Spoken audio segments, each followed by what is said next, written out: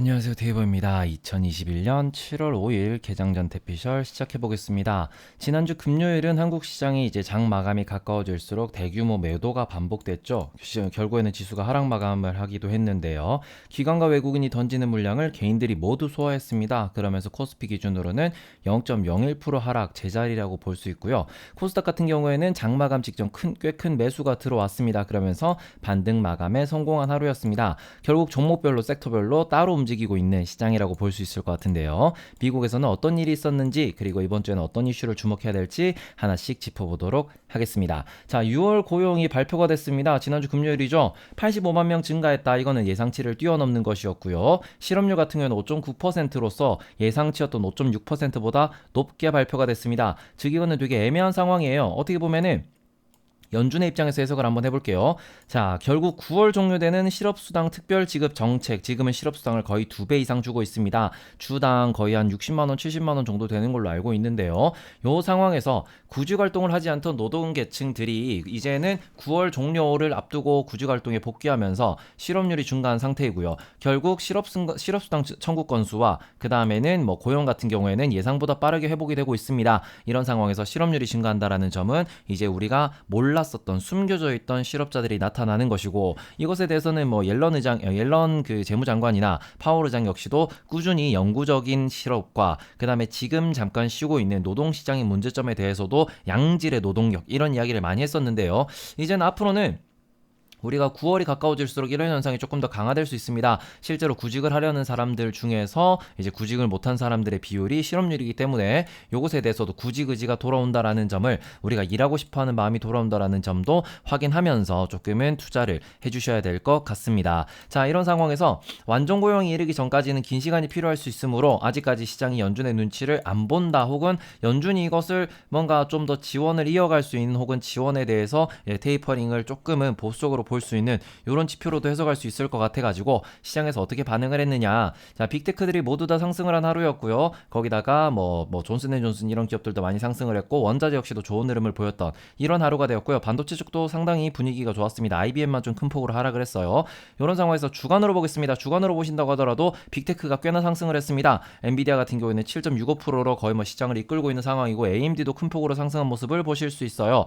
이런 상황에서 빅테크와 바이오 기업들의 상승에 비해서 어떻게 보면 에너지나 금융, 원자재 시장이 조금 좋지 못한 모습을 보였는데, 뭐 금융이나 원자재 같은 경우, 에너지 같은 경우에는 에너지는 유가가 거의 고점 수준이고, 원자재 역시도 6월 내내 조정을 받았던 상황이고, 금융 같은 경우에는 좀 이따가 이제 채권 파트에서 말씀을 드리겠지만, 지금 금융은 조금은 부정적인 흐름이 이어지고 있다. 이런 점을 확인해 주셨으면 좋겠습니다. 자, 그리고 미국 3대 지수 같은 경우에는 뭐 산업 소비재 섹터가 상승을 하면서 금융업종의 부진을 딛고 다우존스가 0.44%, 거의 뭐 종가까지 꾸준한 매수가 들어왔었고요. 나스닥 역시도 0.81% 상승했습니다. 꽤나 큰 폭의 상승이었어요. 이러면서 거의 장 마감까지 꾸준히 매수가 이어졌다. 반면에 뭔가 중소형주 같은 경우에는 실적이 안 좋았다, 실적이 안 좋을 수 있다, 이런 예상치 때문에 아무래도 조금은 빠졌다라고 보실 수 있을 것 같고, 미국의 3대 지수는 종가 기준 모두 사상 최고치를 경신하는 하루를 보냈습니다.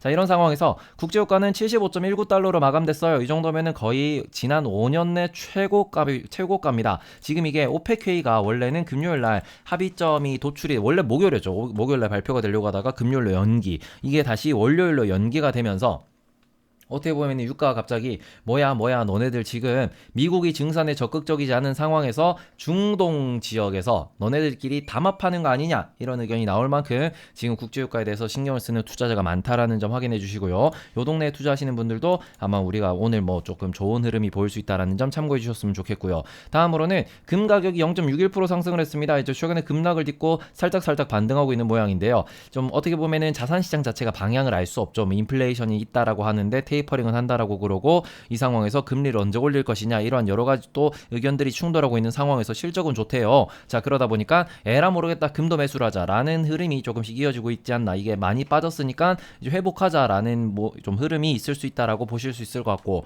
다음으로는 10년물 국채금리입니다. 3.31% 엄청난 매수가 들어왔어요. 자, 이런 상황을 보시면은 안전 자산에 대한 선호도, 주식 시장에 대한 선호도 있었죠. 실업률과 고용 상황을 놓고 어떻게 보면 호재다.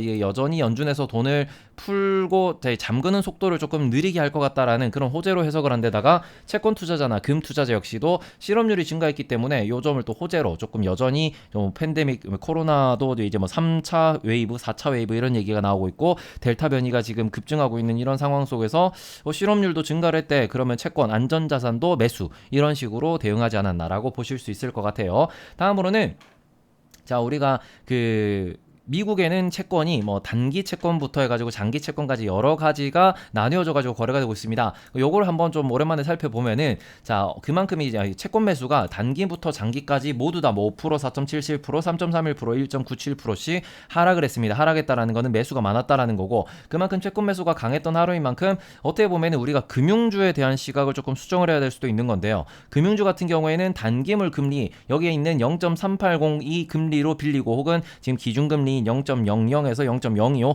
그걸로 이제 우리가 빌려온 상황에서 0.25죠. 거기서 빌려온 상황에서 그 돈으로 1.43 정도의 대출 금리로 대출 이자로 뭐 빌려준다라고 볼 수 있습니다. 물론 이게 공식은 아니지만 대충 이런 방식으로 해가지고 단기물 금리로 이제 중앙은행으로부터 돈을 빌려와서 장기물 금리로 돈을 빌려줘요. 즉 단기물과 장기물의 금리가 차이가 커질수록 많이 돈을 벌게 되는 것이고 차이가 작아질수록 이게 실적이 악화될 수 있겠죠. 지금은 단기물 금리와 장기물 금리가 점점 간격이 좁아지고 있어요. 한때 1.7까지 올라갔던 게 1.43까지 떨어졌기 때문에 거의 뭐 이 정도면은 꽤나 큰 폭의 약간의 실적 기대감 감소를 겪고 있는 상황인데 한국 역시도 마찬가지예요. 한국 역시도 미국과 크게 뭐 방향성이 다르지 않기 때문에 이걸 한번 보시면은 장기물 금리가 2.1인데 이게 좀 더 높았다가 지금 살짝 하락을 하고 있는 상황이에요. 미국처럼 크게 하락을 하는 건 아니지만 이런 것들 보시면은 결국에는 우리가 금융주에 투자할 때는 기준금리와 단기금리 그다음에 장기국채 금리 방향성을 체크하면서 투자를 하셔야 되는 거고 지금은 금융주에는 살짝은 부정적인 흐름이 이어지고 있다. 다만 국내에서는 이제 중간 배당 이슈가 있으므로 그런 것들을 보시면서 눌려있을 때 매수를 하면은 나중에 기회가 올 때 큰 수익을 볼 수도 있다라는 점을 참고하시면서 이제 투자 전략을 짜셨으면 좋겠습니다. 특히 금융주 같은 경우는 여전히 좀 싼 기업들이 많기 때문에 이런 것들에 대해서 참고를 한번 해주시고 다음으로는 미국 달러 지수 선물입니다. 0.37% 하락을 했습니다. 자, 어떻게 보면 오랜만에 하락이었습니다. 하지만 여전히 92 위에서 이제 거래가 되고 있는 상황이고 이제 어떻게 보면은 유로화가 소폭 강세, 파운드화가 대폭 강세, 거기다가 엔화도 좀 강세였다, 원화도 강세였다 이 정도로 보실 수 있을 것 같은데.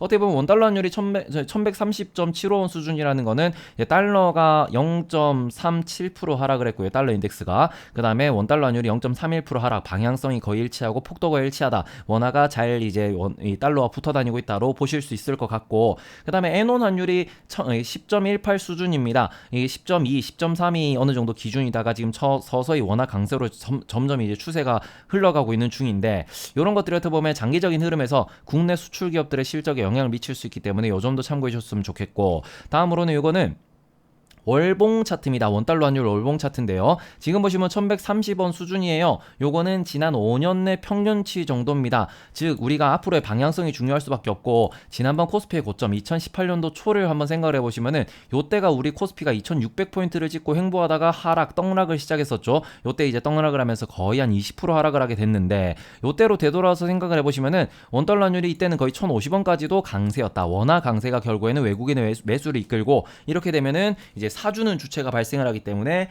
이 상황에서 이제 원화에 대해서 혹은 코스피에 대해서 조금은 강세가 이어질 수 있다라는 점을 보셨으면 좋겠습니다. 그렇기 때문에 앞으로 원화가 강세가 되어야 한다라는 게 왜 중요한지 좀 생각을 해보셨으면 좋겠고 지금 2600에서 3300까지 밀어올린 원동력은 결국 수출 실적 증가와 개인의 매수 때문인 것이고 여기에 외국인까지 붙어주면은 우리는 더 높은 곳까지도 볼 수 있다. 외국인이 정말로 살 것인가에 대해서 꾸준히 고민을 해보셔야 될 것 같습니다. 이럴 때는 글로벌로 한국 시장이 얼마나 매력적인지도 보셔야겠죠. 자 다음으로는 원자재 시장입니다. 원자재 시장이 이제 금속 쪽과 에너지 쪽은 이제 대체로 상승하는 분위기였고 거기다가 곡물 가격 같은 경우에는 좀 하락을 하는 그런 모습이었습니다. 어떻게 보면은 6월은 원자재 시장의 조정 기간이었습니다. 이게 2월, 3월, 4월 큰 폭으로 오르다가 5월부터 얼라 하다가 5월 초에 고점 딱 찍고 쭉 하락. 6월에는 살짝 밀리는 모습을 보이지만 어느 정도 조정이 끝나간다라는 이런 의견도 많습니다. 월봉을 기준으로 보시면은 대부분 원자재가 고점 부근에서 거래가 되고 있고 5월에는 피크를 치고 떨어졌지만 5월 초 기준으로 보신다 그러면 5월 초에 5월을 이제 진입하는 4월 말 기준으로 보시면은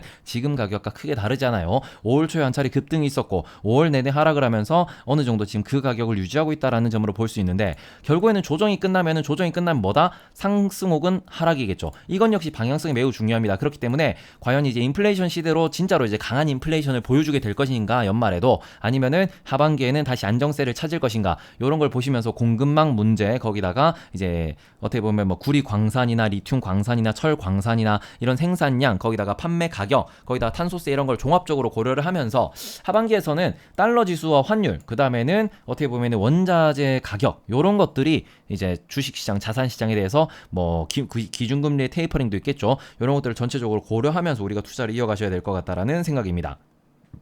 자, 다음으로는 글로벌 주요 증시입니다. 글로벌 주요 증시는 큰 방향성이 없었어요. 캐나다가 0.3% 상승을 했고요. 유로스톡스가 0.13% 상승을 했습니다. 자, 어떻게 보면은 브라질만 1.56% 강세 마감한 하루였는데요. 달러 약세에 비하면은 큰 상승이 없었다라고도 볼 수 있습니다. 달러가 떨어지면서 유로화가 올라가고 캐나다 달러도 올라갔지만 그거에 대비해서는 아무래도 상승폭이 좀 낮았다. 이건 어떻게 보면은 방향성이 없는 날이다로 해석을 하셔도 될 것 같아요. 자, 그렇기 때문에 이럴 때는 증시가 고점 논란이 많죠. 현금 보유를 충분히 하셔야 된다라고 말씀을 좀 드리고요. 오늘은 좀 길어질 것 같네요. 글을 좀 빡빡하게 많이 썼는데 자, 이번 주 주요 일정입니다. 월요일에는 큰 일정이 없습니다. 뭐 물론 아예 없는 건 아니고 이제 일본의 6월 서비스업 PMI와 중국의 6월 차이신 서비스업 PMI가 발표됩니다. 서비스업이라고 하는 거는 아무래도 우리가 카페에서 소비되는 혹은 이게 뭐 우리가 뭐 어플에서 이렇게 결제하는 이런 것들이 포함되는 걸로 알고 있어요. 그 동네에서 어떻게 지금 경제가 돌아가는지 심리적으로 심리지수를 발표하는 것이기 때문에 요거 한번 보셨으면 좋겠고 차이신 같은 경우에는 미국의 ISM과 같이 아주 좀 신뢰도가 높은 것이기 때문에 이게 오늘 이제 오전 장중에 좀 분위기를 결정할 수 있다라는 것이고 미국은 오늘 휴일입니다. 그렇기 때문에 화요일 날까지도 중요한 뭐 큰 이벤트는 없습니다. 다만 오펙 플러스 추가의 결과가 발표가 될 것이기 때문에 월요일 밤 이제 화요일 새벽에 요것에 대해서 진짜 결과가 발표가 되는지 언제쯤 어느 정도 수준으로 증산과 감산을 발표하는지도 보셔야 될 것 같고요. 자, 유가가 오르면은 이제 많은 좀 이제 변동성이 있을 수 있다라는 점 체크해 주셨으면 좋겠습니다. 자, 다음으로는 이제 수요일 날 화요일 밤부터 수요일로 넘어갈 때는 이런 것도 있습니다. 독일 소비자 물가지수, 유럽연합의 재무장관 회의가 있고요. 거기다가 미국에서 서비스업 PMI와 이제 고용 추세지수, 거기다가 ISM 비제조 PMI, 경기 낙관 지수 등 많은 지수가 발표가 됩니다. 그리고 이제 낮에는 이제 그좀 수요일 낮에는 일본에서 5월 경기 동향 지수가 발표가 예정되어 있고 그 다음에는 이제 중국의 무역 수지도 발표가 되기 때문에 이제 수치를 하면서 얼마나 손실을 보고 얼마나 수출했고 얼마나 수입했는지가 발표가 됩니다. 이제 전 세계에서 지금 무역이 얼마나 횡행하고 있는지 성행하고 있는지 이런 것들을 확인할 수 있으실 것 같습니다. 자, 다음으로는 우리가 지금 수요일 밤이죠. 수요일 밤에는 5월 독일 산업 생산과 유럽의 반기 경제 전망, 하반기 경제 전망이에요. 자, 요런 것들이 어떻게 보면 아주 중요한 포인트고 유럽만 발표가 되느냐? 목요일 새벽에 가장 중요한 이벤트입니다. FOMC 의사록과 경제 전망 인터뷰. 제가 앵반에서 볼드체 않습니다. 이건 볼드체예요. 아주 중요합니다. 자, 파월 의장의 인터뷰와 FOMC 의사록이 얼마나 좀 이게 그 내용이 다를 것인가? 뭐 물론 다르겠죠. 왜냐면은 강한 발언을 하시는 분들도 많이 계셨을 텐데 파월 의장은 괜찮다 이게 너무 무서워하지 마라 쫄지 마라 요러고만 있기 때문에 분명히 몇몇 인사들은 테이퍼링을 강하게 주장했을 수 있습니다. 하지만 이게 얼마나 강했는지 몇 명이나 그런 이야기를 했는지에 따라 가지고 시장이 크게 흔들릴 수 있기 때문에 요점 한번 참고해 주셨으면 좋겠고요. 자, 목요일 낮에는 또 일본의 5월 경상수지 발표 있다라는 점 참고해 주시고요. 그 다음으로는 영국의 실업수당 청구 건수 뭐 이런 거 나오고요. 그 다음에는 뭐 필라델피아 연준 고용률 이런 것도 발표가 되는데 뭐 목요일 오후에는 독일 5월 무역 수지도 보셔야 되고요. 말레이시아 기준금리 뭐 이거는 큰 영향은 없겠지만 기준금리이기 때문에 우리나라 기준금리 발표도 이제 그런 의견도 있기 때문에 이것도 금통위도 한번 보셔야 되고 그 다음에 ECB 통화정책회의 의사록도 이제 곧 공개가 되기 때문에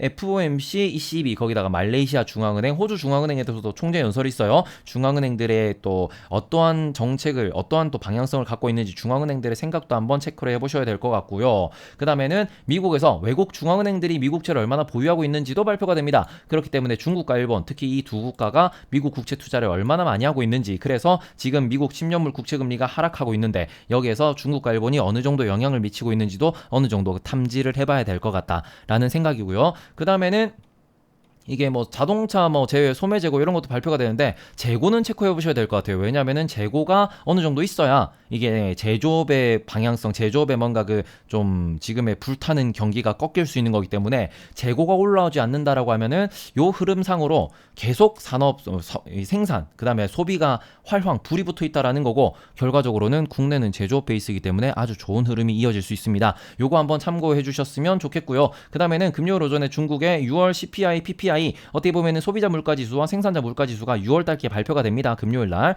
자, 그래서 이제 우리나라도 마찬가지겠지만 금요일 날은 요걸 제일 신경을 많이 쓰셔야 돼요. 중국 내 인플레이션. 이게 진짜로 이제 생산자 물가 지수에서 어느 정도 지금 6월 달에는 그나마 좀 원자재가 안정되어 있는 혹은 이제 상승하다가 상승을 멈춘 상황이기 때문에 요걸 또 어떻게 느끼는지도 한번 체크를 해보셔야 될 것 같습니다. 그리고 토요일부터는 G20 재무장관 중앙은행 총재회의가 열립니다. 여기에서 또 여러 가지 이야기들이 있을 것이고, 중국과 미국 이런 데도 이제 뭐 따로 뭐 얘기를 할 수도 있다, 이런 이야기, 뭐 한국과 일본하고 미국과 러시아 이런 것도 있기 때문에 이런 것에 대해서 우리가 한번 체크를 해보셔야 될 것 같고요. 자, 그 다음에는 삼성전자 실적 발표가 언제냐? 수요일입니다. 7일이죠. 잠정치가 발표가 되는데요. 6월 수출 지표도 이미 발표가 7월 초에 이제 발표가 됐죠. 6월 수출이 증가했다. 이제 현대차와 기아차가 수출을 많이 했고, 이제 우리나라가 전체적으로 성장을 했다. 이런 이야기도 이미 나와 있는 상황에서 가장 중요한 거는 삼성전자를 필두로 상장사들의 실적 발표가 이어질 것입니다. 자, 대기업 중심으로 발표가 되면서 대기업의 밸류 체인에 있는 기업들도 들썩들썩 할 수 있기 때문에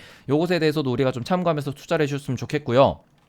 다음으로는 이제 중국의 백신을 맞은 국가가 속수무책이다, 이런 소식이 있습니다. 델타 변이에 대해서 중국 백신을 맞은 국가들이 좀 더 심각하게 확산이 되고 있다라는 추측치가 나왔는데, 요거는 약간 어그로로 봐도 될 것 같지만 어쨌든 지금 가장 중요한 거는 델타 변이가 확산되고 있다라는 겁니다. 그 와중에 미국은 코로나로부터 독립선언을 준비하고 있습니다. 하지만 여전히 델타 변이에 대해서 공포를 느끼는 분들이 많은 상황이고, 아직까지 셧다운은 없지만 뭐 지금 뭐 유럽이나 아니면 영국 같은 경우에는 백신을 2번 맞으면은 여기 접촉에도 이제 밀접 접촉자로 분류해서 거리두기 안 하겠다, 이런 식으로도 얘기를 하고 있어요. 어쨌든 중국산 백신에 대해서는 효능에 대해서 의문을 제기하는 전문가가 상당히 많은 상황이고, 일본 역시도 무관중 올림픽을 검토하고 있을 정도로 지금 일본 내에서도 델타 변이가 아주 심각한 상황이에요. 요것에 대해서도 우리가 뭐 통계치가 나오던가 아니면 뉴스가 나올 때마다 꾸준히 추적은 해보셔야 될 것 같습니다. 아주 핫한, 아주 지금 떠들썩한 이런 소식이다 라고 말씀을 드리고 싶고, 다음으로는 중소기업들입니다. 중소기업들의 75%가 하반기에 채용 계획이 없다라고 얘기를 했습니다. 중요한 거는 우리가 작년부터 말씀을 계속 꾸준히 드렸습니다. 위기가 오면 대기업이 더 성장하고 중소기업은 성장하기 힘들다. 왜냐하면은 대기업 같은 경우에는 정부 지원을 체계적으로 받을 수 있고요. 거기다가 소비가 회복됐을 때 대기업들의 제품들을 많이 선호하게 됩니다. 중소기업들의 제품은 아무래도 소비를 안 해도 되는 제품들이 많은 케이스거나, 혹은 뭔가 이게 좀 그 가성비 느낌의 제품들이 많은 상황인데, 요럴 때는 가성비는 안 쓴다 마인드, 혹은 하나를 사놓고 오랫동안 좀 이렇게 쟁여놓는다 마인드도 많이 작용을 하기 때문에, 소비자 입장에서는 위기가 왔을 때는 아무래도 이게 대기업들의 뭔가 이런 것들을 많이 선호하게 된다라는 거를 좀 확인을 해주셨으면 좋겠고, 현금 보유량 역시도 중소기업보다는 대기업들이 훨씬 더 짱짱하기 때문에 위기가 왔을 때 버틸 수 있는 체력 게이지 자체가 거의 뭐 대기업은 무한대고 중소기업들은 아주 작죠. 도트 몇 번 걸리면은 녹아가지고 툭 치면은 쓰러집니다. 이런 상황이 중소기업들이 많을 수 있다라는 건데, 그래서 고용이 없을 수 있다, 채용 계획이 없다라는 겁니다. 하지만 중소기업들의 위기는 결국 서민들의 위기로 이어질 수 있죠. 우리가 대부분 이제 중소기업에 다니시는 분들이 이제 전국에서 거의 한 50% 이상, 60% 이상 이렇게 차지를 합니다. 대기업에 다니는 분들은 연봉은 많지만 사람이 작아요.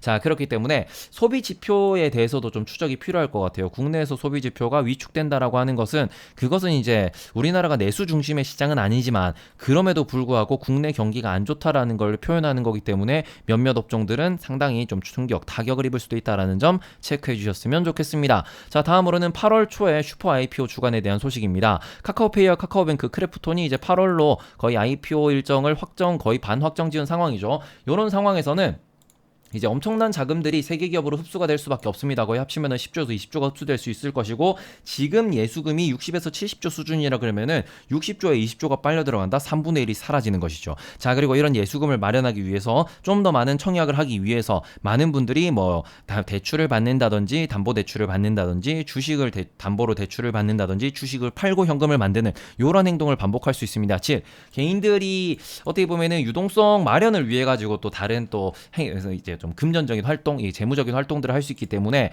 이제 거품이 많은 기업들, 손절 치는 김에 이번에 손절하자, 탈출하는 김에 이번에 익절하자, 이러한 흐름이 또 이어질 수 있다라는 겁니다. 그렇기 때문에 개인적으로는 이번에 2분기 실적 발표는 7월 뭐 중순 혹은 7월 말까지 좀 주요 기업들이 이어질 것이고, 그러면 실적 발표가 고점이 되는 그런 기업들이 상당히 많을 수 있다라고 생각을 합니다. 요 점에 대해서도 참고하면서 7월 투자 좀 그 일정 전략 짜주셨으면 좋겠습니다.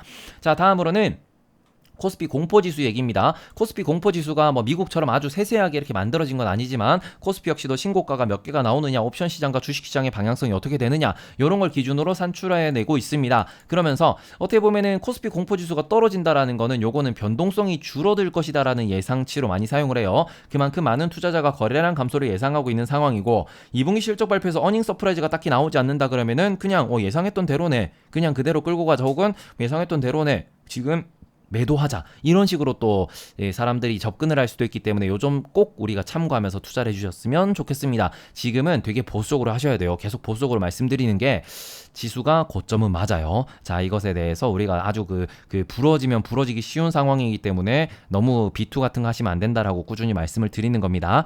자, 다음으로는 이낙연 대선 후보가 대선 후보라고 표현을 할게요. 자, 이낙연 대선 후보님이 국내 증시에 대한 발언을 했습니다. 아무래도 최근 주식시장에 대해서 개인 투자자들이 관심을 많이 갖고 있고, 올해 같은 경우에는 작년보다 개인 투자자가 더 많이 활동을 하고 있다라고 이야기를 하고 있어요. 자, 이런 상황에서 최근에 ETF 등의 상품 출시를 또 많이 하고 있는 상황이기도 하고, 정책적으로 이런 것들이 또 어떤 추가 제도를 만들겠다, 뭐 세제 혜택을 주겠다, 뭘 해라, 뭐 비과세 통장을 만들겠다, 이런 식으로 해가지고 좀 더 복잡하더라도 이제 혜택을 줄 수 있는 이런 것들을 많이 만들겠다라고 하는 건데, 가장 중요한 거는 정치권에서 증시 부양에 관심을 기울인다.